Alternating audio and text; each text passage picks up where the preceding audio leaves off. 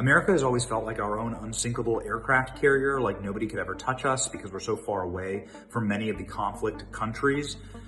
But our problem here, and the sum of all fears, is that we've imported our enemies onto our shores, and so they don't really have to go that far. And that's what we found out last night in Austin, Texas, when this man wearing an Allah sweatshirt, they're not being very subtle here, he also had on Iranian t-shirt underneath that property of Allah sweatshirt, shot up a Texas bar at closing time in Austin, Texas.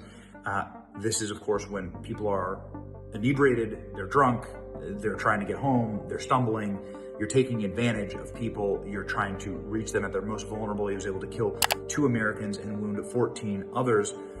This is a paperwork American who claimed asylum, of course, like another system that's utterly broken, but a nation filled with criminal third worlders.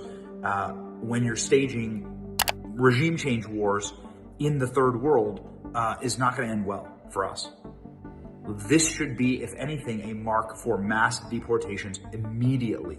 This should create extreme urgency for mass deportations, because we have 18,000 people in our country on the terrorist watch list. How many of them have been deported? The top number that I could find was 1,800 of the 18,000. So roughly 10%. So 90% of the terrorists that were let in under Joe Biden are still here, and they're committing terrorism now, and Americans are dead. You're going to see so much more of this, and it's what I fear the very, very most right now, is attacks on the homeland, because we allowed people that are incompatible with Western civilization, that are not assimilating. This individual is not a refugee. He claimed refugee status. He claimed asylum. He claimed that in Senegal, things were so bad.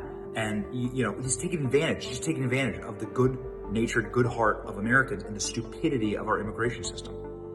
You should end all visa programs to all countries that are attacking embassies, that have populations that are combative and are violent towards Americans. Obviously, it's suicidal. And we're seeing now the effects of those suicidal policies. Is the thing that scares me the very most. You have to keep your head on a swivel.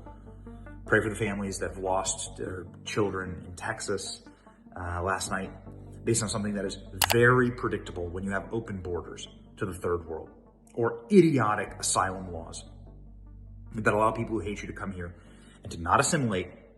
And what is immigration without assimilation? That's an invasion. It's an invasion of our enemies. Keep your head on a swivel. Start caring. Be smart.